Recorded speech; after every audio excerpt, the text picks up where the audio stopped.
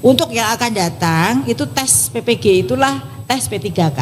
Jadi untuk saat ini masih akan tes P3K. Tetapi kami memberikan afirmasi 100% bagi sertifikat pendidiknya, dan biasanya sudah diketahui tempat di mana yang bersangkutan akan ditempatkan, tetapi tetap mengikuti mekanisme tes. Untuk yang akan datang itu tes PPG itulah tes P3K. Jadi untuk tahun 2025 itu sudah terintegrasi. Jadi seleksi guru baru itu adalah seleksi masuk PPG. PPG selama 1 tahun adalah latsar bagi ASN. Kita sudah diskusi dengan LAN. Kemudian masa percobaan semua PNS itu berangkat dari P3K. Jadi kayak jalur karir. Jadi dia bisa jadi PNS setelah P3K. Dan nanti tesnya itu berbeda. Jadi ke depan itu P3K ini setiap PNS dimulai dari P3K. Jadi P3K ini punya ruang atau kesempatan untuk menjadi PNS. Kurang lebih itu. Terima kasih sekali Bu Dirjen. Saya ingin, nama saya Agus Bu dari Temanggung. Saya ingin menyampaikan unek-unek mungkin semuanya Bu. Jadi guru itu setiap bulan pasti berkurang karena purna. Tetapi untuk pengangkatan kita terkendala dengan anggaran.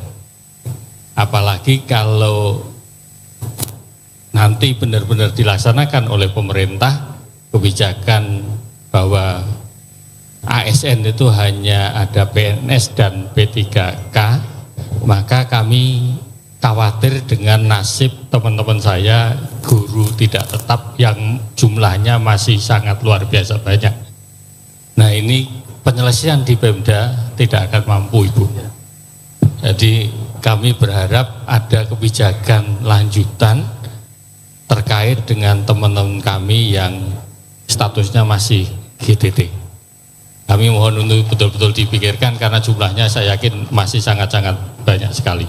Terima kasih Prof. Terima kasih. Monggo langsung Ibu. Baik, terima kasih Pak Kadis. Jadi kalau ya tepuk tangan ini namanya Kadisnya harusnya begitu semua ya, memikirkan guru-guru. Jadi terima kasih Pak. Jadi kalau di jumlah di angka gitu ya, saat ini jumlah guru honor. Jadi yang disebut dengan honor itu sebenarnya yang disebut dengan ASN itu adalah di sekolah negeri gitu ya. Kalau di sekolah swasta namanya GTY. Beliau-beliau ini sudah terikat kontrak dengan yayasan atau guru tetap yayasan. Sedangkan guru non ASN itu yang belum punya kontrak dengan siapapun, mereka masih ada di satuan-satuan pendidikan di sekolah negeri. Nah kalau ASN, kalau P3K itu guru kontrak dengan Pemda gitu ya. Jadi sebenarnya itu sama, karena sekarang ini lagi rame nih Pak, guru swasta kok nggak bisa ikut ASN P3K gitu. Beliau-beliau ini kan sekarang terikat kontrak. Pada saat itu, pada saat diterima di sekolah itu ada perjanjian-perjanjian yang dilakukan dua belah pihak begitu.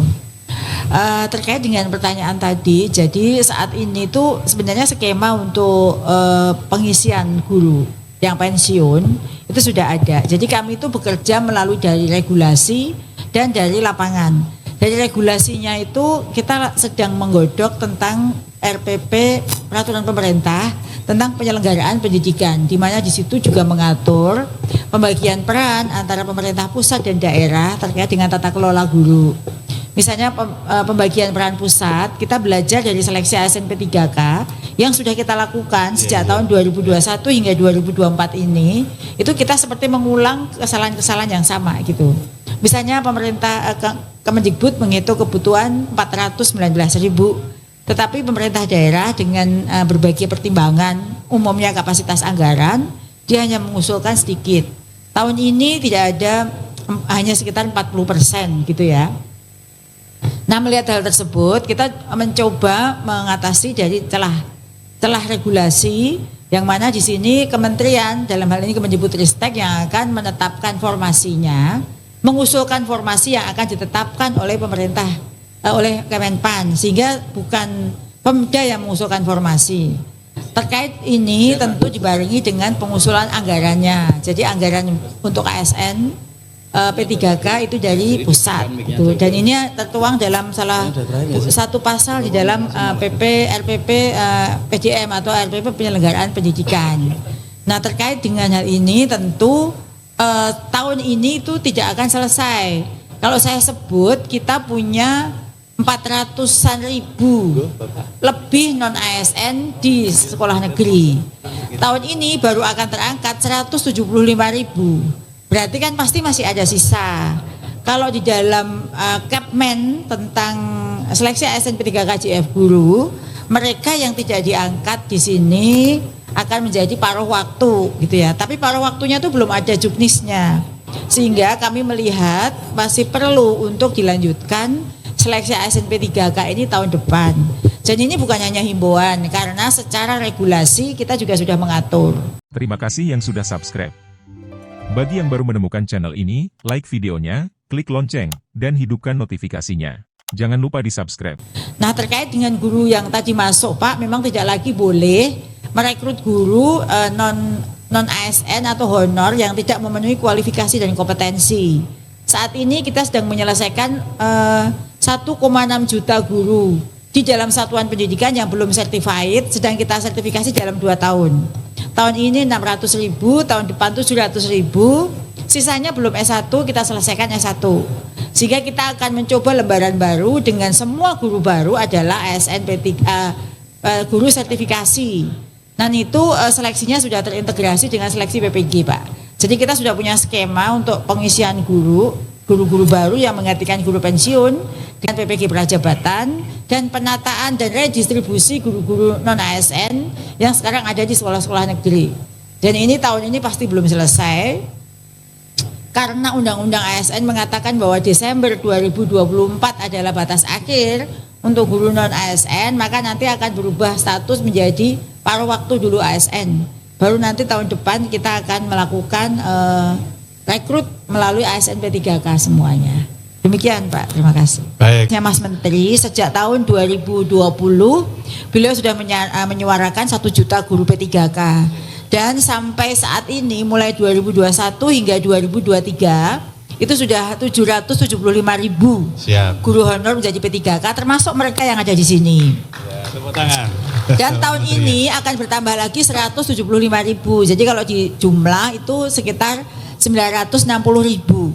Tahun ini guru honor menjadi P3K. Dan itu belum pernah terjadi dalam sejarah kita. Dalam 3 tahun itu ada hampir 1 juta guru honor menjadi P3K. Lah, selain 2 hal tersebut banyak sekali yang kita kerjakan. Saat ini siapa peserta piloting PPG? Oh, ya. Banyak, ya, yang lain ya. Jadi kita sedang melakukan akselerasi untuk pendidikan profesi guru dengan melakukan berbagai macam penyederhanaan proses sehingga para guru ini tidak perlu datang ke kampus untuk belajar selama 1 semester, tetapi cukup belajar di platform. Dan tahun ini kami akan mensertifikasi 600 ribu guru. Siap. Jadi 589 guru. Yeah. Bagi yang belum terpanggil memenuhi syarat piloting 1 maupun 2, maka nanti kita akan panggilnya di akhir September atau awal Oktober. Itu jumlah totalnya 589 ribu. Jadi kepala dinas juga nggak usah takut, khawatir untuk bayar tunjangannya, karena kami sudah siapkan tunjangannya untuk tahun depan. Jadi kami sudah mengajukan kenaikan dan disetujui dari tunjangan guru PNS ASN daerah itu dari 56 triliun ke 70 triliun. Jadi naiknya ke 14 triliun. Itu bagi Bapak Ibu guru yang 600 ribu itu nanti per catur bulan 2 sudah menerima tunjangan. Oh ya, siap Bu. Yeah. Selain itu juga banyak yang kita kerjakan seperti pengelolaan kinerja menggunakan platform yang terintegrasi dengan PMM, dengan Ekin, sehingga Bapak Ibu guru ASN tidak perlu lagi mengisi 2 platform. Kemudian kenaikan jabatan sekarang lebih sederhana lagi, cukup uji kompetensi dari rumah karena menggunakan daring, tidak perlu lagi numpuk-numpuk berkas.